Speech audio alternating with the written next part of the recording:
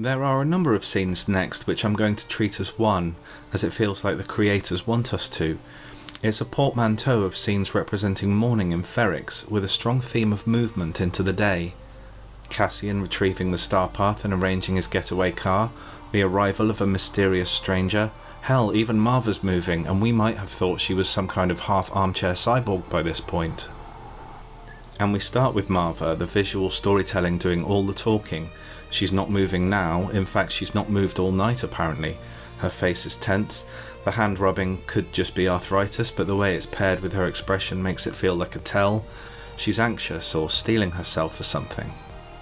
We find Cassian in his...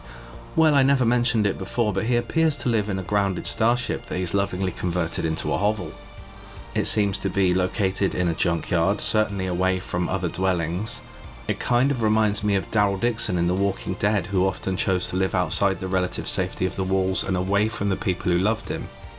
Partly because he viewed himself as dangerous to a community, maybe not domesticated or civilized enough, too independent, and on some level that he didn't deserve it. Like Daryl, Cassian thrives in the margins, moving through the edges of systems where rules blur, but that also means he never fully belongs anywhere. There's a hint of self-denial in it for him too. After a lifetime of loss and bad outcomes, stability feels like something he can't afford to believe in. He's a man whose identity is built on being both connected to and apart from Ferrix. Not much happens, he grabs the Starpath unit and drifts into a flashback, but if you noticed, in what feels like an old smuggler's trick Han Solo would be proud of, he's got a percussion code seal wired into the panel. He's not just banging randomly until it pops open, it's very purposeful. It's rhythm locked, and that rhythm, you already guessed, it's the heartbeat of Ferrix. It's much faster, sure, but it's the same thing. Knock knock, pause knock. He collects his stuff and then sits and collects his thoughts, thinking of Kenari. Young Cass's entry into the frame, wandering upright into a group that's already hunkered down, underlines his outsider energy even within his own tribe. He's not deliberately making any noise or anything, but his body language isn't attuned to the urgency and discipline the others have already locked into. They hush him to the ground. He's being corrected and folded into the formation. The leader's confidence stands out. She doesn't overthink, doesn't glance around for consensus. She issues instructions, moves first, and expects the others to hold their positions. Sliding down the mudslope herself isn't just about reaching the wreckage, it's about her willingness to break cover in order to assess it herself. This is scouting, but it's also risk-taking leadership.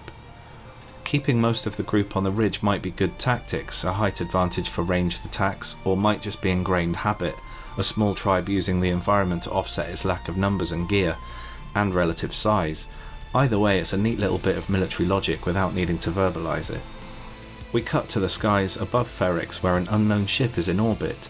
This moment is a massive tonal shift from anything we've seen in the series so far. The music is the first thing you might notice. It's beautiful. It's reminiscent of classical pieces about the morning. It's light. Visually all we've had so far is rain, grit and rusted scrap.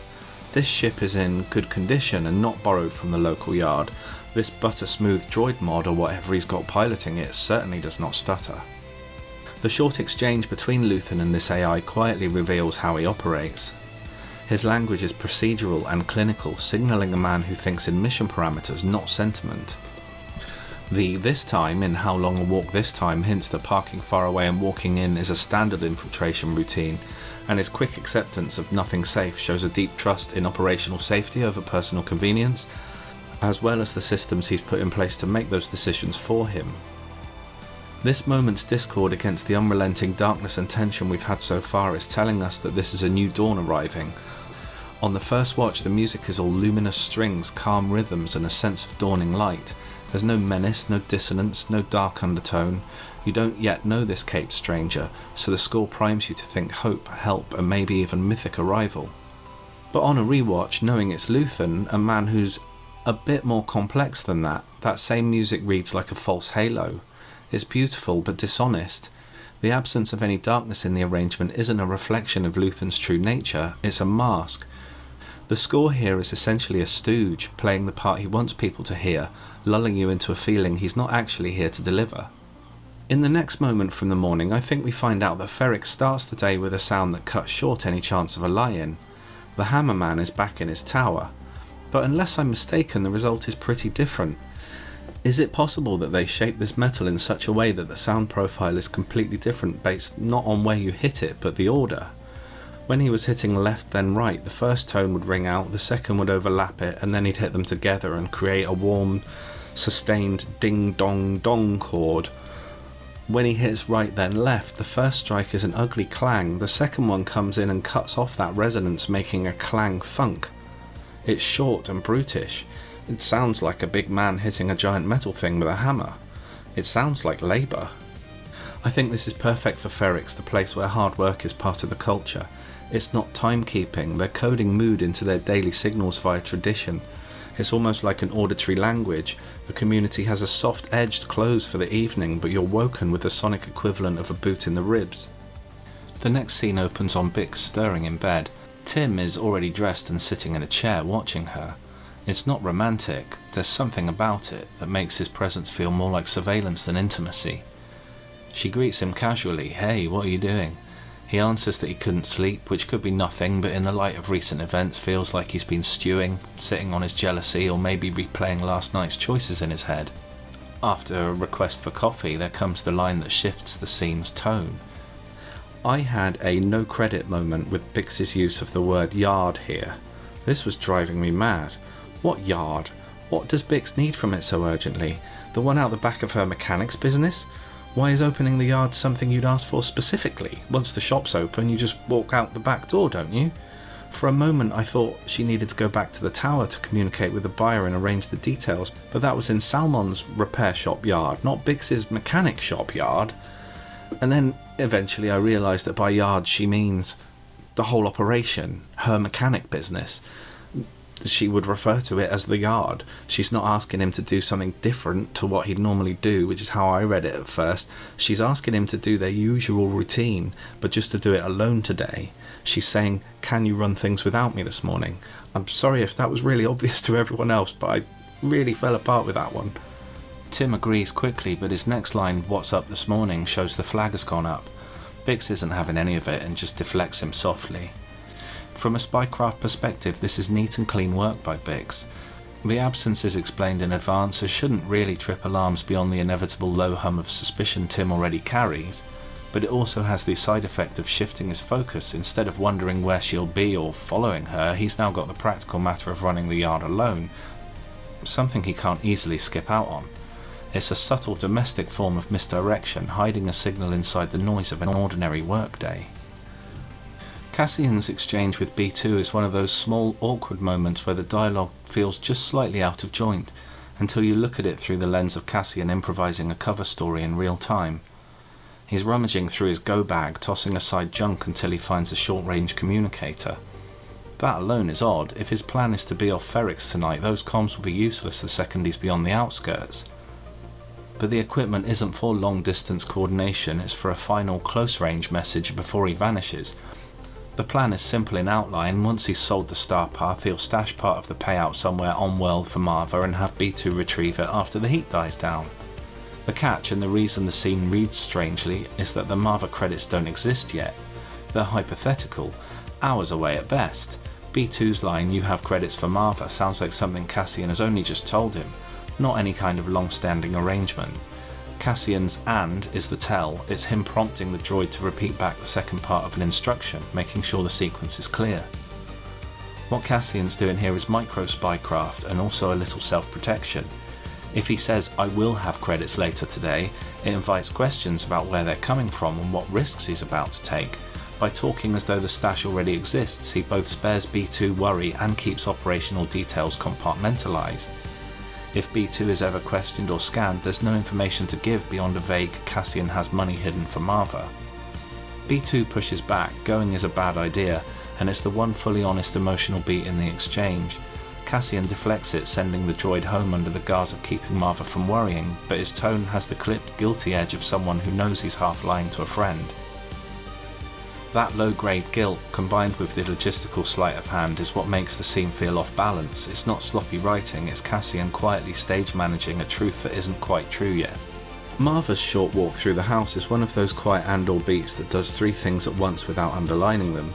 It begins with her voice echoing through the home.